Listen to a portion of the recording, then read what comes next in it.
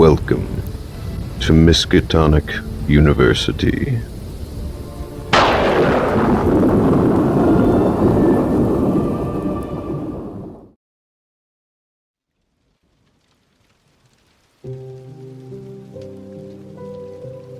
Today, at Miskatonic, we will be discussing one of the most prolific serial killers of the 16th century. A woman of noble birth, obsessed with her own vanity, and who is rumored to have killed over 613 young women to preserve her own youth. Elisabetta Bathory de Eggshed, more commonly known as Elizabeth Bathory, the Blood Countess. Born in the year 1560 in northern Hungary, her parents were first cousins, and their marriage was politically motivated, meant to unite two separate branches of the same family. Her mother was Baroness Anna Bathory of the Solmilio branch, and her father was George VI Bathory of the Eggshed branch.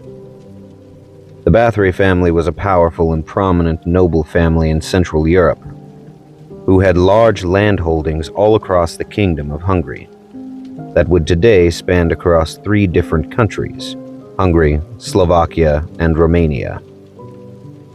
Many members of the Bathory family held significant political positions as well. The Bathorys were so wealthy that they would often lend money to other influential families, including the Habsburgs and the King of Hungary himself, who would eventually owe them a large sum. The time in which Elisabeth grew up was that of selective change. She grew up as a Calvinist Protestant, which was a relatively new religion, as Martin Luther had posted his 95 Theses on a church door in Germany in 1517. The world was learning and gaining new knowledge about science and medicine. Social dynamics were evolving to include more grace and repose. Yet, medieval punishment and class divide were still loudly present. As her family were the leaders of their society, they were responsible for handing out these punishments. Elisabeth was given the education of a noble girl and was expected to behave as such, but was also exposed to and responsible for deeds of punishment and torture on a regular basis. The Bathory family wanted to continue to gain influence and power, so they had Elisabeth engaged at 10 years old. Her now fiancé was Count Ferdinand II Nadasdy, who was 15 years of age. She was sent to live with his family in their castle called Castle Savar, now known as Nadasdy Castle, in western Hungary. They were married 5 years later. There is a legend that states Elisabeth had an affair with a peasant man and got pregnant. When Count Nadasdy found out, he found the man and had him castrated, then threw him to a pack of hungry dogs who tore him apart, all while Elisabeth watched. Nadasdy would agree to forgive Elisabeth on the condition that when the baby was born, she was to kill it. Some say she had the baby spirited away. However, given her future crimes, which we are about to get into, that unfortunately might not have been the case. Count Nadasdy and Elisabeth had many children over the years of their marriage. However, the majority of her children did not make it through childhood. She had only 2 daughters and 1 son who reached adulthood: Anna, Cataline, and Paul. Count Nadasdy left to fight in the Ottoman Habsburg Wars. He left in 1578, leaving Elisabeth in charge of his business affairs and both of their estates. Elisabeth seemed to support her husband and take on this role quite well. Historical records indicate that she was a very successful ruler of her territories at the time. While at war, Count Nadasdy was particularly brutal in his attack methods, known as the Black Knight of Hungary. When he captured enemies, he would viciously torture them and kill them. The Count would take frequent sabbaticals from the war and go back home to Elisabeth. He would usually spend 2 weeks at a time with her before going back into battle. During these sabbaticals, he would tell Erzsébet all the gruesome ways he would torture and kill people, and he instructed her on how to perform these acts herself. There are legends that said he even instructed her to do this to the servants who disobeyed, or whom she simply didn't like. One legend says Erzsébet had spread honey all over a servant girl and left her outside overnight tied to a tree. The next day, Erzsébet came out to find the girl covered in ants who had bitten her all over her body. Erzsébet decided to take pieces of rolled-up parchment, stick them between the girl's toes, and lit them on fire with a candle, then left her there still tied to the tree. In 1601, Count Nadasdy fell ill with a mysterious disease which caused him to slowly lose the ability in his legs over time. He still led his army against the Turks in spite of this illness. In this same year, a longtime family servant to the Nadasdys, Anna Darvulia, rose to a more prominent position as Erzsébet's confidant. Darvulia was a witch who practiced dark magic and sorcery. She aided Erzsébet and taught her everything she knew about the occult. Darvulia even instructed the other senior servants on how to brutally punish the lower and newer servants. It is also rumored that Anna Darvulia was the head of a coven of witches who worshipped the Greek goddess Hecate. Darvulia initiated Erzsébet into the coven and provided her with the knowledge of blood magic, which she used to become a living vampire. This occurs when someone uses blood magic too frequently.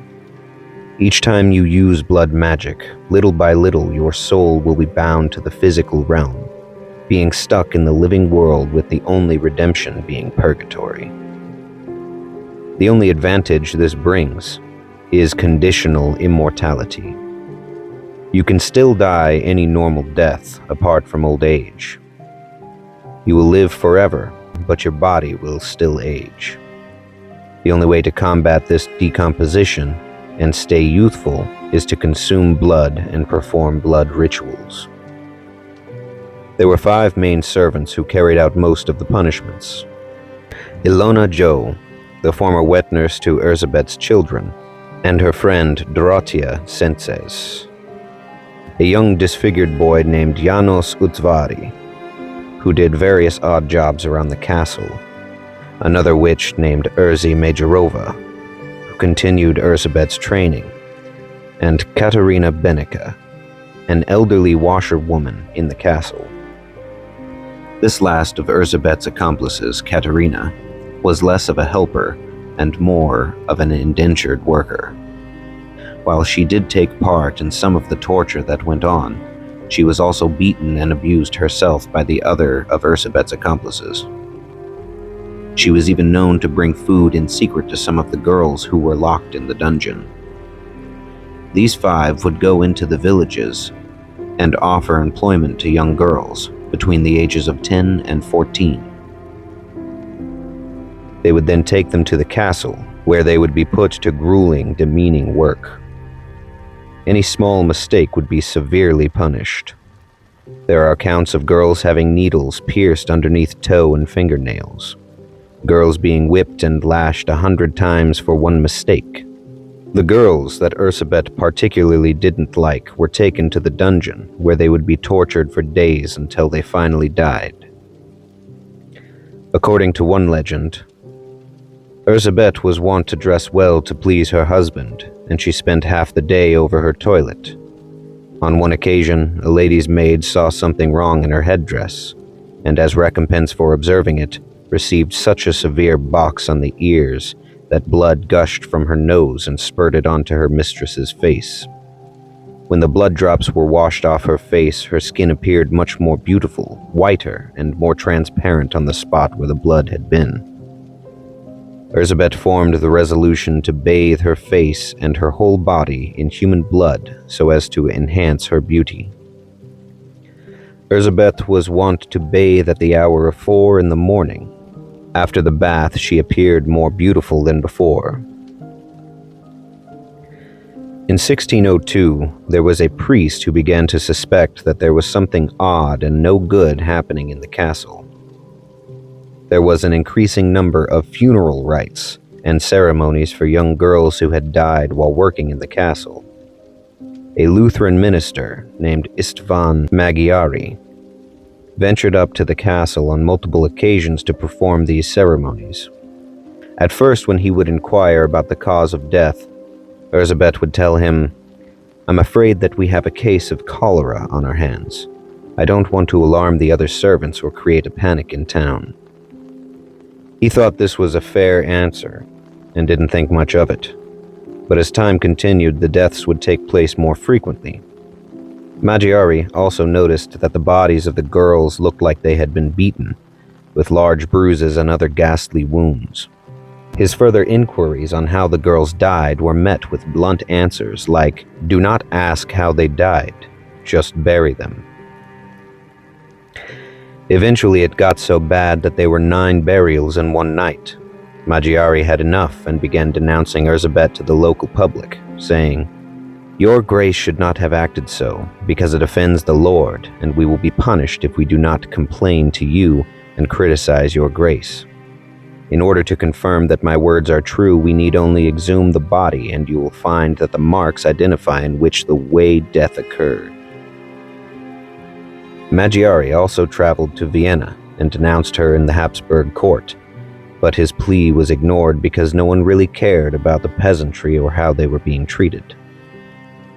After getting no one to help him, Magyari told Erzsébet she could no longer use the church graveyard or services as she was breaking the laws of God.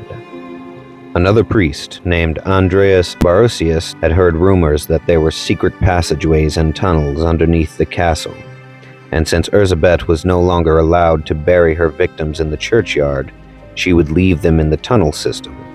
Barocius decided he would investigate these claims himself. He found a cave that led to a tunnel system that was directly underneath the castle. Eventually, while exploring these caves, he came across dozens of coffins, sprawled out in haphazard form. The smell of rot and decay was overwhelming. He ran out in horror and wrote a letter to a friend saying, "Oh, such terrible deeds, such unheard-of cruelties. In my opinion, there has never existed a worse killer under the sun. But I must not go on, for my heart is bleeding, and I cannot speak anymore." In 1604, while in his tent on the battlefield, Count Nadasdy died from the illness he had been suffering from. The day before he died, he knew his time was up. He sent a letter to one of his closest friends, György Thurzó, who happened to be the Palatine of Hungary, which made him a very close representative of the King of Hungary. In the letter, the Count had asked Thurzó to watch over his wife and family. In 1609, Anna Darvulia died. Erzsébet Majorova took over the role of Erzsébet's confidant, and told her she would get an enhanced effect from the blood magic if she were to use the blood of noble youth. From this direction, Erzsébet decided to open a school for ladies' etiquette, only for noble families. This decision would become her biggest downfall. No one really cared about the youth of the peasantry being found dead or going missing and never being found at all. The laws at the time prevented peasants from being able to press charges against the noble anyway. However, when young girls from nobility were going missing, and complaints got back to the king, Erzsébet's fate was sealed. In 1610, a formal investigation was launched by the king into Erzsébet's crimes. György Thurzó happened to be in charge of this investigation. He planned a dinner with Erzsébet and invited the king. During the dinner, Erzsébet seemed somewhat nervous, although the entirety of the meal went perfectly normal. However, there was a last-minute dessert, a large cake that Erzsébet had brought out for the men. As they began eating the cake, they started to feel ill. Not trying to bring alarm, but thinking Erzsébet had tried to poison them, they had made an excuse to leave. Attempted poison of the king was enough to have her arrested. So a week later, Thurzó and a group of armed guards went to the castle. As they stood outside, Erzsébet Majorova came running out and began to cast spells and incantations on the men. Thurzo's guards were quick, however, and captured Majorova before she could finish. A struggle ensued, and Majorova was fatally stabbed by Thurzo's men. She would die soon after. When they entered the castle, they found a young girl who was near death, lying on the staircase. She was beaten and bruised. A few men helped her up and took her out of the castle, while Thurzo and the rest followed the staircase down to the dungeon. There they found the rest of the servants torturing several young women. Thurzo apprehended them and began to question them as to where Erzsébet was. They gave no reply. Thurzo's men found Erzsébet in the dining hall eating her evening meal. She had tried to tell Thurzo that she had nothing to do with what was going on, and it was all her servants doing, and that she was afraid of them. But this facade was broken quickly. As Thurzo's men took her away, she began spouting profanities at them, telling them that she would have them all killed for what they were doing. Thurzo told his men to lock Erzsébet in her own dungeon until a trial could be held. Now Thurzo was very close to the king, but he was close to Count Nadasdy as well. He wanted to honor his promise to keep Erzsébet safe, and was originally going to secretly have her taken to a far-off convent, where she would live out the rest of her days in disguise as a nun. However, witnessing her crimes with his own eyes, he knew there had to be some kind of punishment. Thurzo said, "As long as I am Lord Palatine in Hungary, this will not come to pass. The family that has won such high honors on the battlefield shall not be disgraced in the eyes of the nation by the murky shadow of this bestial female. In the interest of future generations of the Nadasdys, everything is to be done in secret, for if a court were to try her, all of Hungary would learn of her murders, and it would contravene our laws to spare her life. However, having seen her crimes for my own eyes, I have had to abandon my plan to place her in a convent for the rest of her life." In 1611, a trial was conducted for the servants involved with the murders. After the confessions of the defendants, which were given either voluntarily or after torture, as well as the revelations from the witnesses' interrogations regarding the defendants' crimes, and indeed crimes which exceed all notion of inhumanity and cruelty, consisting of multiple murders, butchery, and sophisticated execution-style torture. Such atrocities require horrible penalties. Thus first, Ilona and Dorothea, as primary participants in so many misdeeds and as tools of such serious, ongoing atrocities perpetuated against Christian blood, shall have the fingers of both hands torn out by executioner, and shall then be executed and burned. Regarding János Ottváry, his age and fewer crimes somewhat lessen his punishment. He shall be beheaded, the corpse placed on the pyre and burned together with the other two criminals. And regarding the last, Katerina, the statements of both these two defendants as well as some witnesses will be excused, and the statements of János Ottváry alone cannot convict her. It seems to us that she should be returned to the dungeon and remain there for some time until perhaps other more clear evidence is given against her. This is our verdict on the accused, publicly pronounced and soon thereafter to be duly completed. There was no trial for Erzsébet. Thurzo decided to have her locked in her own castle under house arrest, never allowed to leave again. There were guards night and day to make sure she did not escape or kill anyone else. Erzsébet spent 5 years in her castle, only being visited by priests, Thurzo and her son. She died in 1614 of an unknown illness. She was buried in the cemetery at the local church, but the villagers complained about her being buried there. Rumors spread that the countess was haunting people's dreams. Erzsébet's body was dug up and brought to the Bathory estate, where she was laid to rest in a family tomb. There is a viewpoint that modern theorists have hypothesized. It is a possibility that all the accusations made against Erzsébet were false. This theory states that Erzsébet was practicing homeopathic and experimental medicine for people with various ailments. What people thought was witchcraft was actually homeopathy. What people thought were scenes of torture were actually primitive experimental procedures intended to help the person, not hurt them. All the dead bodies were unfortunate deaths due to lack of modern medical knowledge. The King of Hungary heard the rumors and saw an opportunity. He was in great debt to the Bathorys, but if he were able to convict her of these crimes, not only would his debt be null, but he could seize all of Erzsébet's family wealth and power. There are a few problems with this theory, however.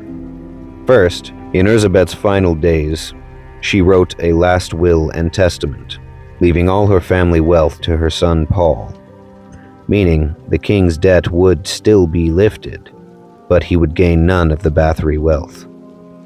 Along with this, there were plenty of first-hand statements at the trial of her accomplices that depicted Erzsébet's exact behavior and wicked ways. Furthermore, no piece of documented history related to Erzsébet Bathory mentioned her running any sort of hospital-like operation beyond the normal standards of her position of power. The entirety of this theory is based in nothing but speculation and anecdotal evidence. With this, the legend of Countess Erzsébet Bathory the Eggshed was ended.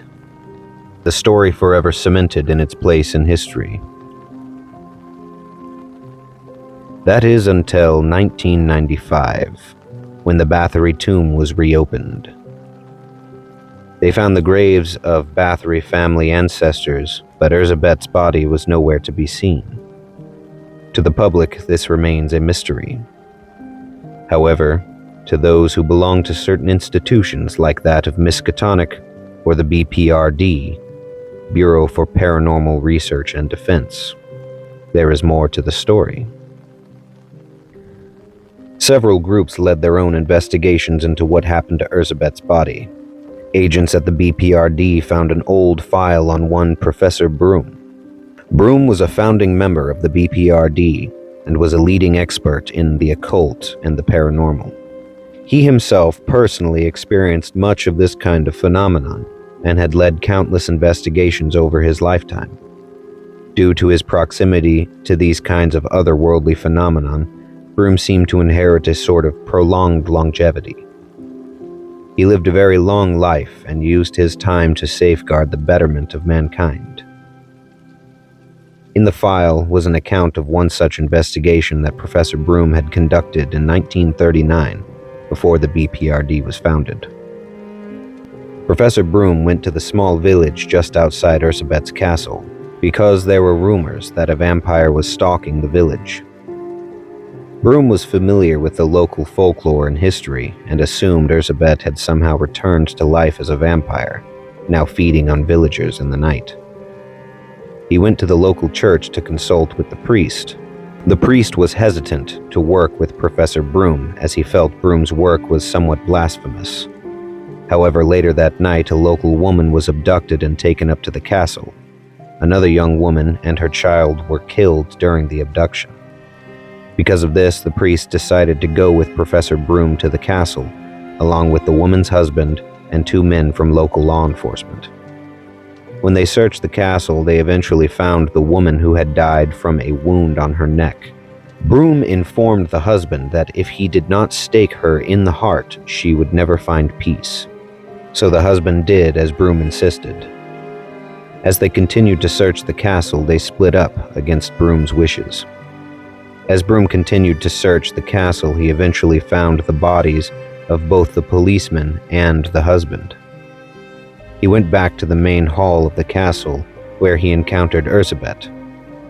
She cornered Broom, but he had intelligently positioned himself in front of a tapestry that covered a large stained glass window, and he knew that it was about the time of sunrise, when Erzsébet suddenly lunged at Broom, causing them both to crash through the window.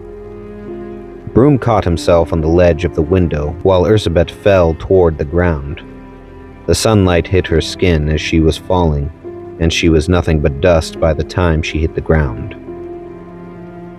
The way Erzsébet came back was uncovered when Broom found symbols and markings within the castle that he linked to a known cult. This cult was the continuation of the witch coven that Erzsébet was a member of. They stole Erzsébet's body from her family tomb and brought her back from the dead. Erzsébet was intelligent and wasted no time when she was first resurrected. She had used magic to bind her soul to one of her favorite torture devices, the Iron Maiden. Broom was unaware of this and assumed that he had ended her for good. The case of the Hungarian blood countess was solved and shelved, forgotten about and lost in archival records. Until many years later, in 2014, the BPRD was handed a case that at first glance seemed pretty cut and dry. A wealthy entrepreneur had bought a large estate in the Hamptons. He was planning on using the estate to open a museum. He claimed after moving several ancient artifacts onto the residence, very odd things began to happen. The director at the BPRD thought it was just a publicity stunt, as this entrepreneur was known for doing wild things for advertising. But Professor Broom, now a senior but still very active member of the BPRD, had a hunch that there was something more to what was happening. It turns out the ancient artifacts that this entrepreneur had moved into his museum were the devices used in Erzsébet Bathory's dungeon, including her prized Iron Maiden. Upon the initial day's setup and investigation, Broom's team found nothing of immediate concern that would indicate a haunting. However, when nightfall came, things began to feel different. They witnessed statues crying, bloodied handprints all over windows, and ghostly apparitions that numbered in the hundreds. Professor Broom concluded the hauntings were that of the peasant girls that Erzsébet had killed throughout her life, and that they were trying to warn them of something that was to come. They continued to investigate to figure out what was happening. During the investigation, they found the entrepreneur and owner of the estate dead on the floor in the master bathroom. He had been drained of his blood, which now filled the bathtub. Broom had come to realize that the cult of witches that worked with Erzsébet in her lifetime was attempting to resurrect her. He poured holy water into the tub with the blood and mixed it in. While Broom and his team were investigating the house, this cult was performing rituals in a courtyard that was far behind the house. The cult was again trying to resurrect Erzsébet's spirit back into the physical realm. They were able to extract her soul from the Iron Maiden and transmute it back into undead flesh. Now resurrected, Erzsébet's body was heavily decayed. She was to use the bloodbath created for her to regain her physical youth and beauty. Broom and his team ran to the courtyard and fought with Erzsébet and her cult. Erzsébet fled to the house and into the bathroom. As she bathed in the blood, it began to burn her skin instead of rejuvenating her. Broom managed to get back to the house in time to see Erzsébet writhing in pain. In anger, she lunged at Professor Broom, who was completely prepared. He staked her through the heart as she grappled him. Her body fell to the floor and burst into a holy flame. All hauntings at the estate ceased that morning. The cult had fled before Broom's team could apprehend them. However, Broom had conducted several rituals that bound Erzsébet to her afterlife of purgatory, preventing her from ever being able to return. After this incident, it seems Erzsébet had finally been vanquished for good. There have been no more references to the Blood Countess since.